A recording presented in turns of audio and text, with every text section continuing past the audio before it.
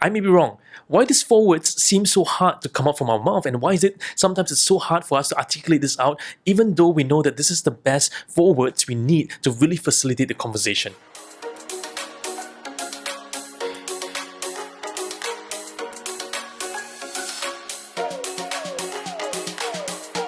Well, welcome back to Coaching Changes Life. So glad you can join us this week. Now, every single week we come to you fresh with new video ideas, video contents to really support you in your coaching journey. Whether you're a leader, a speaker, a consultant, a teacher, or a parent, coaching really truly matters. So today, I really believe that leaders today should be coaches. Every single leader should learn the coaching skills because this is going to really help you support your organizations and help you build a better business as well. So one of the topics we're going to talk about today is I may be wrong. I may be totally wrong, right? Why do we say that? Because these four words have such great power.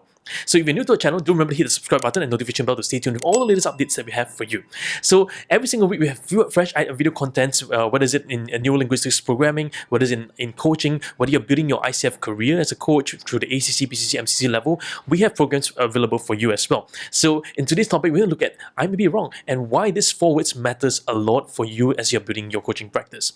Now, as a coach, one of the things that many coaches have asked me is this. They say, hey, Jedi, how do I actually go deeper with my clients? And, sometimes the clients think that, what they're doing is right, but actually what they're doing is wrong. So how do I go deeper with them? How do I actually help them? How do I help them to unravel what they're facing right now? Well, the truth is this. Sometimes the four words that we talk about, I may be wrong, there might be more than what meets the eye. And in fact, these are four words that I often tell coaches, if you can, layer these four words with grace, layer these four words with kindness, layer these four words with a sense of peaceness, a sense of peace, a sense of realness, a sense of authenticity. Because these four words, as simple as they sound, but they are really powerful words. Now, why do we say so? Because this actually demonstrates humility and learning from the coach to the client. And that will help you to go deeper in the coaching conversation than ever before. And so these four words, I'm going to break down for you 5 different principles of why these four words are so important today, and especially in the coaching world. Okay, are you ready for this? Number 1, it's okay to be wrong even if you're right. It is okay to be wrong even if you're right. So sometimes, especially in a conversation with someone as a leader, as a speaker, as a coach, sometimes we feel that, hey, I'm right. My logic is right. My process is right. I'm deductive in my process. I know step by step. I'm very logical in my process. This is totally right. So it's not that I'm wrong, but I'm right, and you are wrong because you've misinterpreted me. So oftentimes, we want to show that we are right. So in that process, what happens is this: because we want to show that we are right, even though we are right, that often starts the war. Now, in a conversation with two parties, it's not about who's right, who's wrong. It's about how do we co-create something together. Especially in the communication process, too often we think that one party must be right. In the negotiation process, we think that someone must be right, someone must be wrong. We think that it's about if you're a winner or you're a loser, right? Because in the conversation, we always believe that there's a winner, there's a loser. But that's not quite right. In a communication process, it's not about trying to win the conversation. It's not even necessarily about trying to sell someone a conversation. Sometimes it's about coming to a new place of understanding. Sometimes it's about coming to a new creation or something. Sometimes the conversations are a catalyst to incite some new ideas, to ignite some new flames and some new dreams. And sometimes in the conversation as well, it's about building something that's out of nothing. And that's the beauty of conversation. Too often, many organizations spend so much money in trainings and in development of people and getting them new skills, new techniques, send them for all kinds of new personality assessments, send them for all kinds of advanced proprietary products, but they never actually deal with one thing. The root cause is communication. Now, communication sounds very simple, but I tell you, this communication process, it's the number one reason why organizations are struggling a lot with retaining people, with employee retention, employee engagement, and even teams cohesion. One of the big things is communication. And trust me, right, as a coaching company, we truly believe in communication and want to have an openness in communication and want to have the flexibility. But it's always a challenge because guess what? We are all unique individual humans. So all of us have unique perspectives of life. All of us have unique vantage view. All of us have unique points of view. All of us many different ways of our thought process. As much as we try to assimilate in another person's shoes, we can only go so much, right? Because we can only take on the perceptual position that so far, but we can never go quite far further from there. So it's going to be very important in this process for you to understand why this matters today and why now, and why this is going to be impactful for you in your conversation. Now, so it doesn't really matter if you're right. or you're wrong. But it's always good for you to be the first one to say, hey, I may be wrong. Right? Even though you know you're right, you can tell the other party and say, hey, you know what, I may be wrong. But these are my thoughts to this. I may be absolutely wrong, because it's not about trying to be who's right. It's about trying to have a conversation. I'm not trying to put the other person down. I'm not trying to show how good I am. I'm not trying to show up my knowledge. But it's about really trying to have a conversation with someone. That's the premise of it. But we're not trying to show anything else. We're just wanting to have a conversation with another party, and that shows humility in the process to say, hey, you know what? Even though I know I may be right, I know even though I may be able to articulate with truth and clarity in my thought, but here, you know what? I may be wrong. Right? I may be wrong about things. And I want to keep this video as real as possible. So, you see me actually just speaking from my heart. And I love this, because one of the beauty of coaching is this. We're not trying to be someone. I don't have a script in front of me, but I want to speak from my heart, because I truly believe that coaching changes lives, and conversations have the power to show us who we truly are.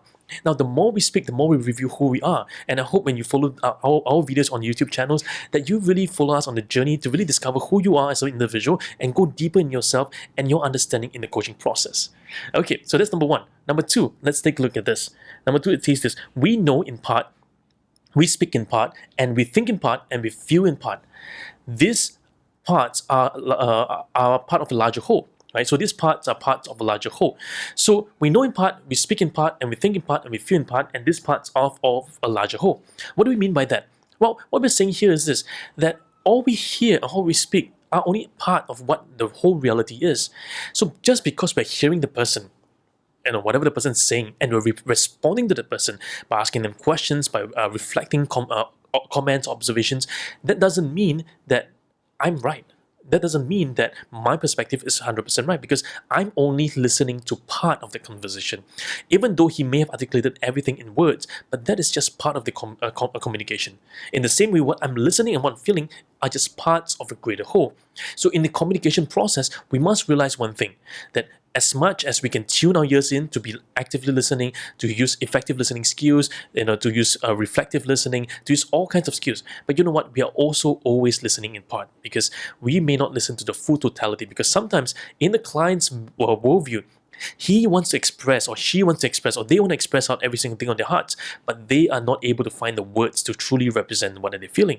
So as such, when we are receiving the information, we are also not interpreting every single thing in totality. We're just listening in part, and that's why these parts are part of a greater whole. Now think about this. There was a picture that shows an elephant and a few blind men touching the elephant, right? One of them that touched the trunk, and they thought that, wow, this elephant was huge, was strong, was capable. Another person touched the leg of the elephant and thinking, oh, wow, the elephant must be a wall. It's so strong, it's so sturdy. Another person touched the husk of the elephant and say, wow, it's like a pole, it's like a stick. Another person touched the ear, it's like a fan. Another person touched the tail, it's like a broom.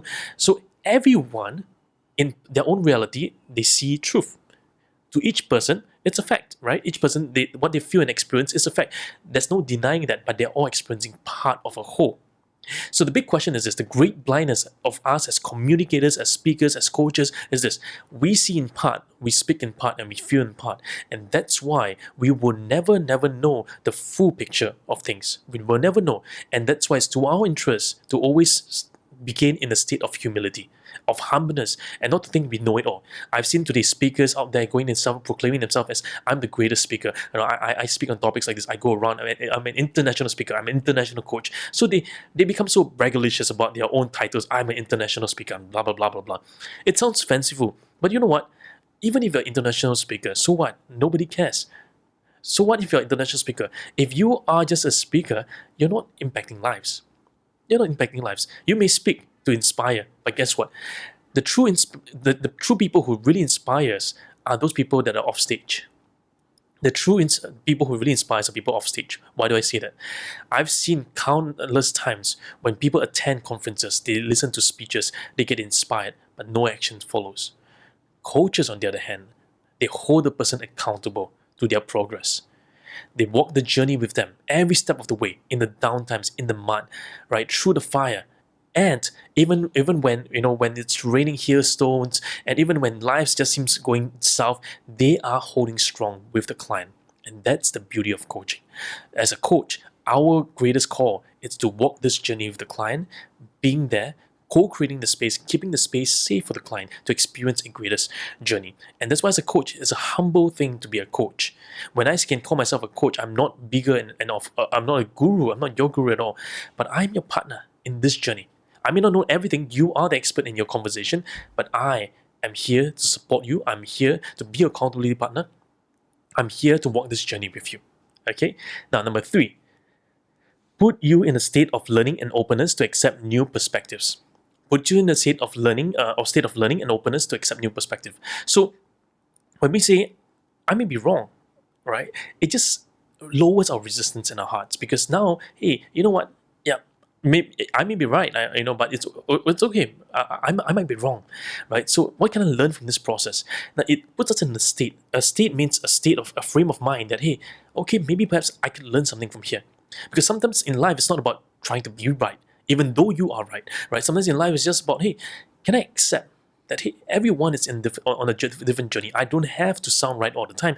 I can be on this journey with you. I can be on the journey with you, and it's perfectly fine, right? Let's go on this journey together. Let's hold these hands. Let's move. Let's create a pathway forward. Let's do that. Okay, so that is what we talk about as moving together as one. So this state of learning, this state of openness, really creates a sense of a sense of openness for us to learn. And when we are open to learn, guess what? Now the other party can feel us as well, and we are not restricted by just what our thoughts are. We're not imposing our thoughts. We're actually accepting the person's inputs, and we're saying, hey, how can I learn better? How can I see things better? How can I go better? How can I develop better? How can I grow as a person? And that's going to be so important in the coaching process. Okay, next, number 4, lowers the defense of others and allow them to reduce the cognitive bias against you. Lowers the defense of others and allow them to reduce the cognitive bias against you, because sometimes in the process, people may have certain biases against you. People may have different thoughts against you, and sometimes this bias may be true, may not be true, but you know what? These biases sometimes will be there, because when people perceive you, they have a certain frame of mind, they have a certain bias towards you. So when you are able to say, hey, I may be wrong, it just lowers the other party's sense of defense against you. Because guess what? People tend to be defensive when you're trying to push against the truth in their life, right? And the more they're defensive, the more they raise the barrier, and the more defensive they become, the more emotional they become. The more emotional they become, the more they're not able then to think properly in a way that's clear in their minds. At the end of the day, right? Our clients may think that they're clear, but sometimes I always ask the clients, hey, how do you know you're clear? Now, when I ask the question, it's not to show that they are not clear, but rather to help them to hear for themselves whether are they truly clear or not in their own perspective, right? At the end of the day, to each its own, all of us have different perspectives of life. Some of us feel that we are absolutely congruent, but when others see us, they think we're not congruent at all. But guess what? Sometimes in life as well, it's not about who's right or who's wrong, but it's about having that state of humility and saying, hey, you know what, I may be wrong. Okay? Now, number 5, what are we fighting for? To be right, to be acknowledged, or to be understood? So in this process of coaching as well, and this process of learning, one of the big important things when we talk about this notion of state of humility is that sometimes do we need to fight? Sometimes, why are we fighting over this, right? Why are we getting into so much tension over this? Why are we fighting over something so small? Why are we having so much rive over this little topic? And whereas with all the other things going well for us, why are we focusing on this one thing that's causing us so much pain? Now, the truth is this. Us as human beings, we like to focus on the negative than the positive. We like to focus on all the things that's going wrong than the things that's going right. So my challenge to you as speakers, as listeners, and educators out there is that, hey, what's going right in our lives today?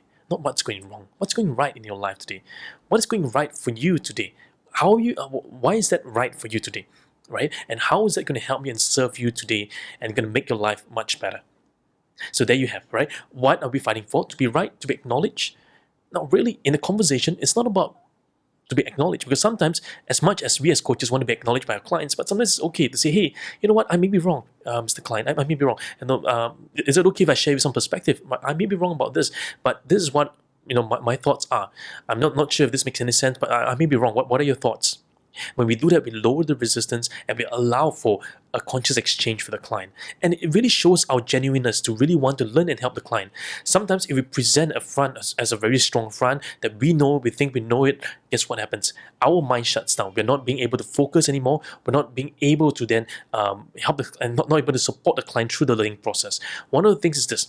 In the coaching process, if you want to listen well, if you want to be more present with the client, it's always to always humble yourself before, right? Humble yourself before the conversation and say, hey, you know what can I learn from that? What is the client trying to teach me today? So many coaches have asked me, say, hey, at MCC level, what's the difference? What characteristics of MCC as a master certified coach do we need? Well, for me, one thing is this. Are you ready to learn? Are you asking the question, what is the client trying to teach me today? Well, many coaches will be surprised. What? Are you saying that as a coach, the client can teach us? I thought we are much better than the client. Now, when you have that premise, then you're absolutely wrong. Because guess what? In the coaching process, I may not know everything. I'm there to learn as well as the client. I'm saying, hey, maybe that's a new perspective I'm gaining from the client. And that's a beautiful learning journey. Because remember, coaching is a co-creative process, partnering with the client through a thought-provoking process to inspire change and maximize potential. And that's what truly coaching is. Coaching is about conversational mastery, and coaching it's about changing lives, one conversation at a time. So there you have, I may be wrong. Right, so that's a powerful message for all of you listening out there, whether you're ACC coach, PCC coach, MC coach, or maybe you're a coach just happen to come by one of our channels here, and I hope this message will speak to your heart to tell you that, hey, you know what, it's okay to be wrong sometimes, and that doesn't do you anything, but you know what, it helps you to have a better conversation with your clients today. So if you like this video, give a thumbs up, hit the subscribe button, and stay tuned for more of such exciting videos coming right up.